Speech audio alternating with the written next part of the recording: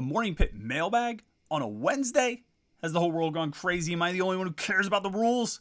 Well, I'm the only one who makes the rules, and this week we're going to do the mailbag on Wednesday instead of Friday. We have a good reason for it. We're going to tell you about it all right here on today's Morning Pitt on youtube.com/Panther-Lair.com. Okay, so it is Wednesday. It's not Friday, but we are doing a mailbag today, switching things up a little bit just because we have some other things planned for the other days of the week. Tomorrow we're going to preview the big official visit weekend, which is coming up, so we're going to break that down as we did last Thursday on the Morning Pit. And then Friday, we have something I'm trying to work on, I'm trying to put together that I definitely am going to want to do and put out for you on Friday, something we're trying to set up an interview. And as long as that comes together, I would do that instead of doing a mailbag. And so I said, you know what, let's just do the mailbag on Wednesday. We'll get that done and out of the way because we had questions left over from last week anyway. So I figured we'll get to those questions and have some conversations about recruiting and whatnot. And then we'll move forward with the week, maybe doing some things a little bit different. Like I say, we'll have the official visit preview tomorrow, and then we will hopefully have something special on Friday. I'm hoping. I don't want to jinx it by talking about it. I shouldn't have even mentioned it in the first place, but we're trying to put something together that I think will be pretty good. You know the deal. As always, like this video and subscribe to our YouTube channel, youtube.com/Panther-Lair.com, so you never miss any of our exclusive Pitt video content right here at youtube.com/Panther-Lair.com, whether it's our daily morning Pitt videos like the one you're watching right now, our live Panther-Lair show that we do every Wednesday night at 8:30 p.m. That'll be tonight with our good friend Jim Hammett from Panther-Lair.com joining us as always, or anything else that we put out there at youtube.com/Panther-Lair.com. You don't want to miss any of it, and plus it makes me feel good when our subscriber numbers come up. So hit the subscribe button and subscribe, youtube.com/Panther-Lair.com, and like this video as well. We appreciate that. I appreciate everybody who's been watching the videos this week and hitting the like button. There's a lot more views than likes, though. So, I mean, it really doesn't cost you anything just to push that like button, and we would really appreciate it. Of course, you know the website, Panther-Lair.com, Panther-Lair.com, Pittsburgh.rivals.com, the most comprehensive source of Pitt sports news on the internet, football, basketball, and recruiting. You find it all at Panther-Lair.com. And message boards to talk about everything that's going on. And, you know that spiel all the way. You know what we say all the time about, an opportunity to hang out with other Pitt fans, talk about Pitt sports, what you like to do as a Pitt fan. And we give you an opportunity to do it with the best online community of Pitt fans right there on the message boards, Panther-Lair.com. So go check it out, Panther-Lair.com. Each week we take questions for the Morning Pitt Mailbag, and we solicit those questions right there on the premium message board. So if you're watching these mailbags and say, I got a question, I want to ask something, well, your opportunity to do that is on the message boards. It's a subscriber perk. And so if you want to ask questions, you need to be a subscriber. So go join the site at Panther-Lair.com. And then you can join the message boards, and you can ask questions as well. Of course, you can ask questions all day, every day. We're there on the boards answering those questions all day, every day. But we sort of set out something a little bit special for the mailbag and take questions there. And like I said, we had about 5 questions or so left over from last week. And they're good questions. And I actually want to kind of talk about them. And we'll start with, it's DUQ Dave. I'm assuming that's DUQ like Duquesne, so Duke Dave. Says, what recruiting miss really bothered, upset, gut-punched this current staff besides Hakeem Williams? And also, if you can remember the same for Paul Christ or Dave Wanstead. I think this is an interesting question. I like these questions that sort of jog the memory banks. And what I like about these is I'll think about it and think about it and think about it and try and remember my answer to these questions. And inevitably, those of you out there listening or watching we'll have your own thoughts on it as well. So if you think of something that I don't mention, you think of someone that I don't mention, and this actually happened last week. Somebody asked, Pitt fans have their Marty Gilliard and their Scotty Reynolds. Who is the Pitt player that fills that role for other schools? And I threw out a few suggestions, but people were in the comments with some really good options for who might be the Pitt version of Scotty Reynolds for another school. And I thought that was pretty interesting to see what people came up with. So a question like this about which recruiting miss gut punched the staff the most is an interesting one because I have a few ideas of my own, and I think you probably do too. If you followed recruiting for any number of years, with this coaching staff, I wouldn't actually say Hakeem Williams. I mean, that was a big miss. They were excited. They felt like they were in position, they were fighting for him. They were battling and had a real chance. They got him up for, 2 unofficial visits and an official visit from between March and September. I mean, they seemed to be in real position to land a 5-star wide receiver. He ultimately ended up going to Florida State. But I don't think that really stood as a gut punch. It was disappointing because they had made such progress with him and really did a good job there. But it wasn't, I don't think it caused as much consternation as maybe you might think. I think there are other recruitments I can think of that probably did cause more consternation for this staff than that. In that case, they just lost out on a good player who gave them plenty of opportunity, gave them a serious long look, and they miss out. They lost the battle for whatever reason, and I think there are probably a lot of reasons that Hakeem Williams picked Florida State over Pitt. So I don't think that one stands as a gut punch quite as much, but I will tell you that I think if the staff looked back at guys like Donovan McMillan, who is currently on the roster, which makes, adds a certain level of irony to the whole thing. But you remember Donovan McMillan, I think, released the top 10 and Pitt wasn't in it. That, I think, burns Pat Narduzzi a little bit more than missing out on a 5-star receiver, just, losing out in a recruitment. It's things like that. It's the slights. It's the,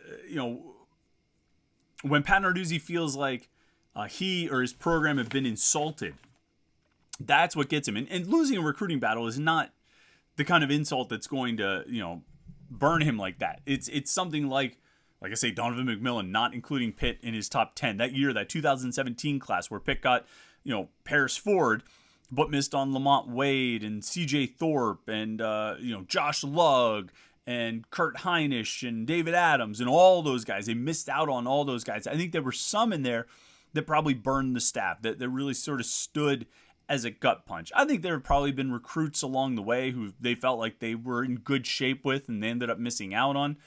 I think MJ Devonshire was probably one that burned them a little bit, that stung a little bit. And if you remember signing day that February with MJ Devonshire from Aliquippa,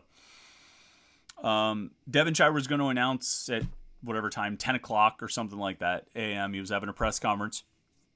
I went out there for it. He was announcing at 10 o'clock, and at like 9 or something, Pat Narduzzi put out a tweet that said, "That's it, that's our class," and sort of like it was like the class is finalized type of thing, and it was pretty clear, what the implication was, that they weren't going to get MJ Devonshire. With the, I guess, intentionally or otherwise, he gave away Devonshire's decision. I think there was a feeling that he was either going to pick Pitt or Kentucky or maybe West Virginia. Probably Pitt or Kentucky, I think, was the feeling going into the signing day. And Narduzzi's tweet basically said, "Our class is done. We're not signing anyone else here," which meant that they knew that Devonshire was going to Kentucky.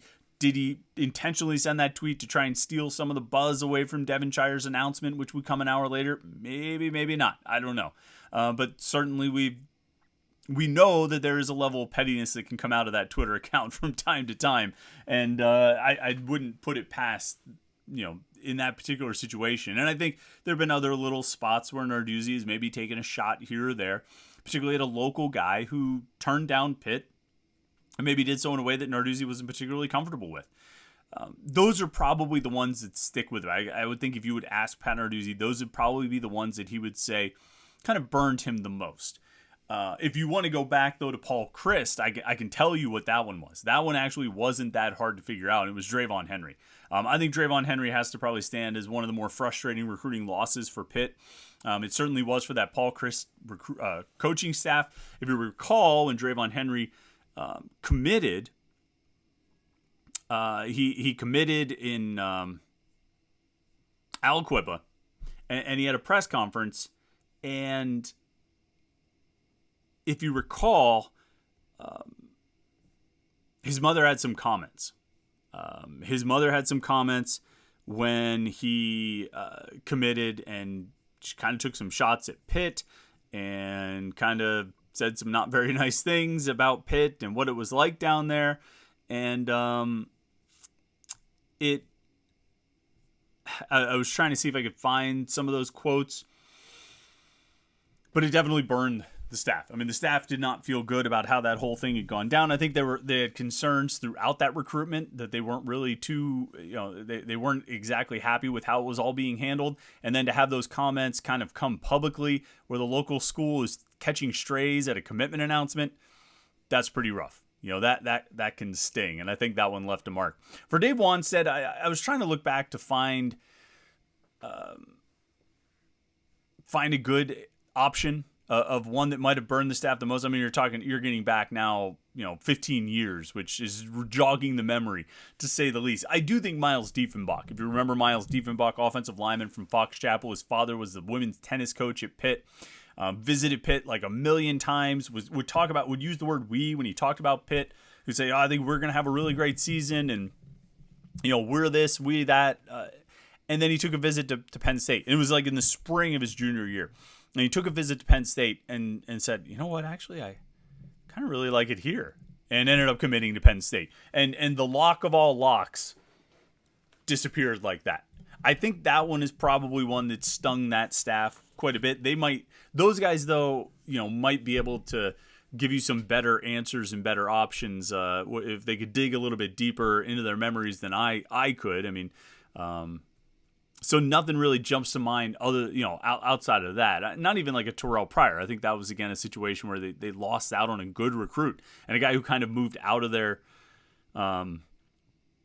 level of the stratosphere pretty quickly once he started blowing up as a football prospect. But I might pick Miles Diefenbach as the guy. Let's go to another question here. R. Doyle 65 asks, which incoming true freshman basketball player do you see playing the biggest role next season? Now, this is an interesting question, right? There's 4 of them. There's Jalen Lowe, there's Carlton Carrington, there's Marlon Barnes, and Papa Conte. And 3 of those 4 are 4-star guys, which is pretty impressive in and of itself. We've talked a lot about the role that the freshmen are going to play, the roles that the freshmen are going to play on this team this year. And I think a lot of that focus centers around the guards, around Lowe and Carrington, and rightfully so. I think those 2 guys, if they won't be in the starting lineup, but they're going to play a lot of minutes. I think they're going to be relied upon significantly. Obviously, if we want to get into thinking about Dior Johnson as a freshman, since he hasn't played, we could do that and throw him into the mix as well. And since I think he's going to start at point guard, he'll probably be the guy who has the biggest impact. But out of the true freshmen coming in, I'm going to say it's probably going to be Jalen Lowe. I think Lowe can play as the point guard. I think he can play next to Johnson. I think he can be Johnson's backup, or he can play next to Johnson, get him on the court. I think he's a guy who can shoot, he can drive, he can create. I think it's either him or Carrington. I'm giving Lowe the edge because I could see him, like I say, I think he'll be the point guard. And if Dior Johnson gets into foul trouble or they just want to split the minutes evenly, which I don't think is out of the realm of possibility, and wouldn't be that crazy of an idea. I think Lowe is probably the one who's going to make the biggest impact, but I don't think Carrington's going to be far behind. This team is going to go, a lot of this team's success is going to depend on what those freshmen can do, particularly those 2 true freshman guards, in addition to Dior Johnson. This leads into another question that's coming up here in a second in the mailbag.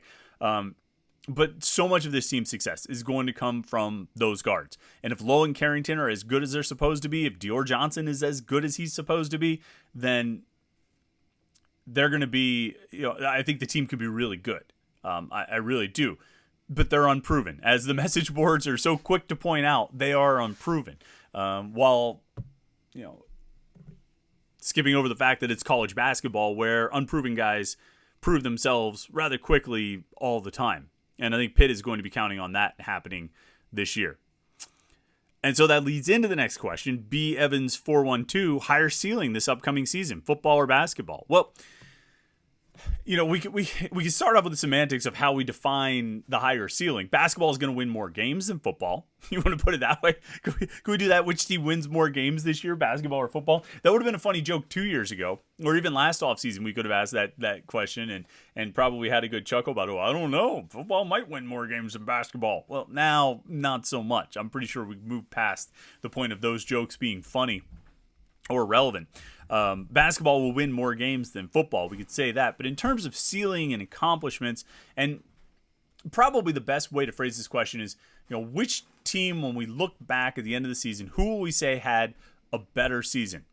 Quick aside, just as I'm thinking about it, which team had a better season this past year? It's probably basketball, right? Winning a couple games in the NCAA tournament. Football still ended up going 9-4.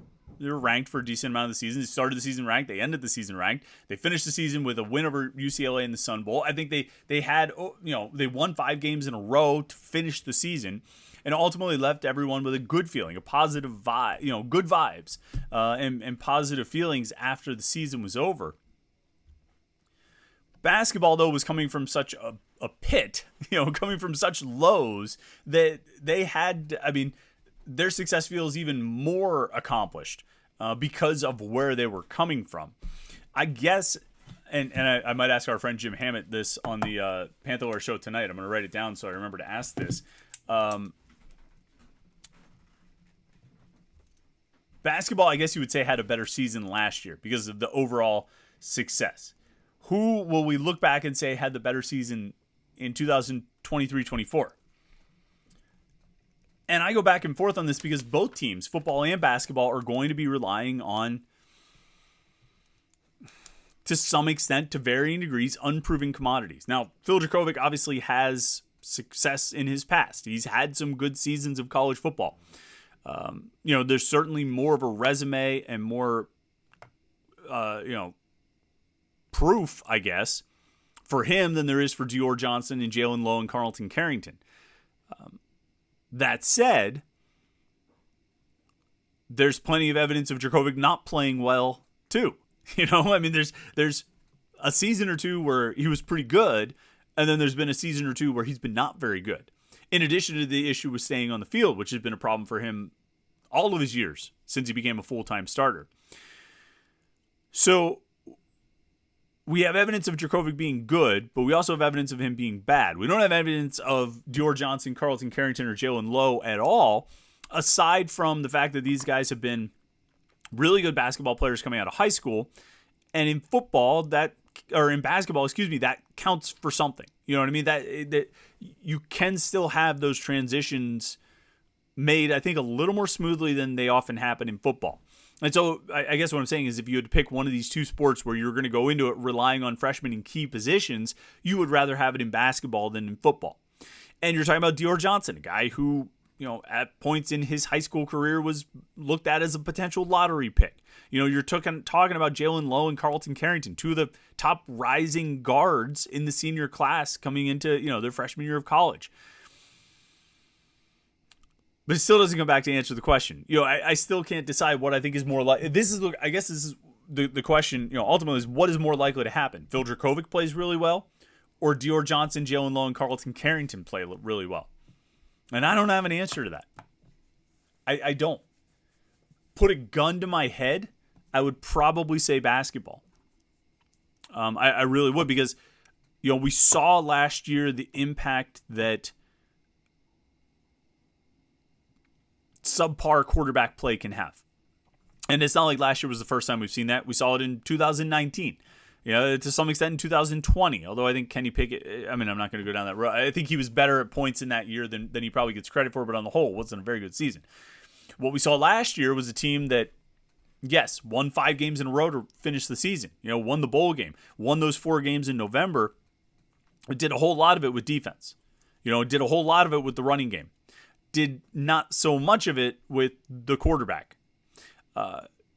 You fast forward to this year, if you get the same quarterback play that you had a year ago, okay, but you may or may not have the same defensive play that you had a year ago. You may or may not have the same running game that you had a year ago.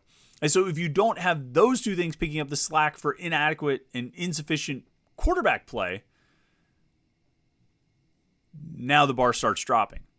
A great quarterback play can offset some of those other things, can offset a subpar running game or maybe a defense that struggles. And great defense and a great running game can offset some of the struggles that come with inadequate quarterback play. But you can't have all of them at once. If you do, you're going to struggle. So, gun to my head, I would say that probably there's a higher ceiling for basketball. It's more likely we look back and say that basketball had a good season, but I'm 51-49 on that at this point. Next one. Sputta09 says, has a recruit ever told you anything in an interview that was a clear recruiting violation, either by Pitt or another school recruiting him, that you chose not to publish? Nothing severe comes to mind. There's always like when coaches go into the schools, right? When coaches, during an evaluation period or whatever, and they go into the high school, they're not supposed to talk to the recruit. This past, since the middle of May through the middle of April through the end of May, coaches could go out on the road evaluating recruits, watching them work out, watching them practice, and this kind of thing. It's called the evaluation period. There's not supposed to be any contact between the coach and the recruit, other than they call it the bump rule, right? You bump into them in the hallway, you can say hello, and that's supposed to be all. That's all it's supposed to be. But read recruiting articles that were written in the month of April and the month of May. It's all about Coach so-and-so, and I'm talking about all schools across the country. Coach so-and-so came to my school. We sat down. We had a great conversation. Well, no, you didn't. That didn't happen. That's a violation. But, is it a big violation? Does it matter if you talk to the coach in your school? That's probably the one that you see the most, and I've been seeing the most for the past 15 years or however long it's been. It's not a big deal. I can't think of too many things where I said, ooh, I am not going to write that because I'm not trying to get anyone in trouble. I think for the most part, I'm interviewing recruits and their interactions with Pitt. For the most part, those are above board and on the level. And quite frankly, if there were things that were not happening, or things that were happening that were not above board or were not on the level, I don't think the recruit would talk to me about it during an interview. And if they did, then that should lead the coaches to reconsider recruiting them in the first place. All right, last one. The special sauce. Which true freshmen have the best chance at making the 2 deep in football? So we had a freshman question on the basketball side. Now a freshman question on the football side. And I was going to bring up the scholarship board, and I didn't have it ready for you. So I apologize for that. Let me find it. I want to look at the list of freshmen just to have it. There it is. Okay. Freshmen. There are 19 scholarship freshmen on this roster, guys who will be on the 2 deep. Let's just run down the list. Ty Diefenbach, he's not going to be on the 2 deep. TJ Harbison and Montravius Lloyd, the running backs, probably not on the 2 deep. I don't see that. Receivers, Zion Fowler, Kenny Johnson, Izzy Polk, and Lamar Seymour. So now it's getting interesting, right? If you're going to fill 6 2 deep spots, you're going to have Bub Means, Kanate Mumfield, Dejon Reynolds. That's 3 out of the 6. You need another 3 players. Now, you could go with all upperclassmen, Javante Royal, the converted defensive back, or the redshirt freshman, Addison Copeland, and Jay Wabuko. My guess is at least one of the true freshmen will be on the 2 deep. Maybe Kenny Johnson, who had a big game at the Big 33. Maybe Izzy Polk or Lamar Seymour, who are here for spring camp. But my guess is at least one of those true freshmen will make the 2 deep. Offensive line, Ryan Coretta, Ty Ray, B.J. Williams. B.J. Williams might end up on the 2 deep. By the end of spring camp, he was working as the number 2 center. So he's got an outside shot. I was about to skip over the defense or skip over the offensive line and say none of those guys. Offensive linemen don't make the 2 deep as freshmen. B.J. Williams might. He's got a chance. Defensive end, Antonio Kamen and Maverick Gracio, probably not. I think with Deion Hayes, Nate Temple, Nakai Johnson, Bam Brema, Sam Okunlola, and Jimmy Scott, you'll be able to get 4 guys to fill your 2 deep right there. Defensive tackle, Isaiah Neal. I think there's a chance he could play. He's obviously going to be really good in the future, but you've got Tyler Bentley, Devin Danielson, David Green, DeAndre Jules, Elliott Donald, Sean Fitzsimmons. You've got 6 guys who are going to fill the 2, the 2 deep at each of the 2 tackle positions. So I don't see it happening there. Linebacker, though, Jordan Bass, Rasheem Biles, Braylon Lovelace. Lovelace has a chance. I think Bass should have a chance as one of the more talented linebackers on the roster. Lovelace has a chance having been here during the spring and impressed the coaches. So, obviously your starting group is going to be Bengali Kamara, Shane Simon, and Solomon DeShield. You have Brandon George backing up Shane Simon at middle linebacker. But you're going to need 2 reserve outside linebackers, Aiden Henningham, Kyle Lewis, or a freshman. And I think Braylon Lovelace ends up getting one of those spots. Shadarian Harrison as a corner, I think he's going to be really good. I think he's one of the best overall players in the class. He might even play as a freshman, but they've got MJ Devonshire, Marquez Williams, AJ Woods, Rashad Battle, and then 3 redshirt freshmen and redshirt sophomores.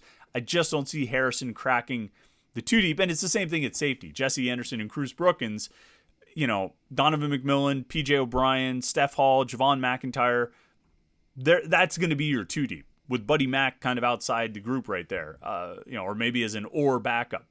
That's going to be your 2 deep. I don't see Anderson or Brookins. So really you're looking at, from my viewpoint, 1 receiver, potentially 1 offensive lineman, and potentially a linebacker. You're looking at maybe 3 freshmen cracking the 2 deep, as far as I can see it. I mean, I could end up being wrong about that. Guys could end up surprising. I think they could use a step up, performance from a few true freshmen, particularly at receiver and linebacker.